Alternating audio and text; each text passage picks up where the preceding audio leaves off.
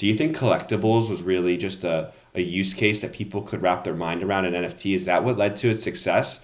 Because there's another term I learned from Christix, and it was just skeuomorphic, how when the internet was first created, we went from magazines to digital magazines. And I think that NBA Top Shot definitely has a lot more to it, but you go from trading cards, baseball cards, basketball cards, Pokemon cards, and then you just make them digital. Was that just the simplicity behind that part of the success, or was it the basketball aspect to it? Is there something you can really pinpoint?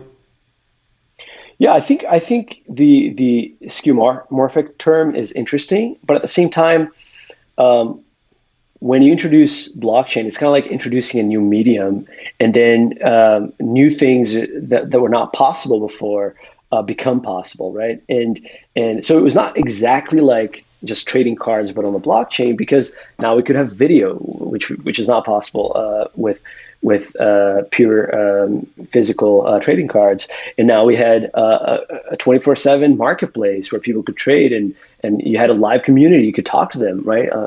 Live on Discord.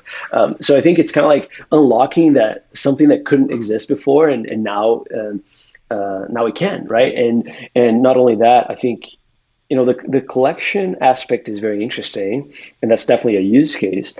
But also the way we've always seen NBA Top Shot is kind of like as the future of fandom, right? And what I mean by that is that if you're really invested as a fan, if you really are a fan of a team, you should not only collect, but also be recognized as a fan of the player, a fan of the team, a fan of the NBA, and be recognized socially and in games and in real life events and digital events.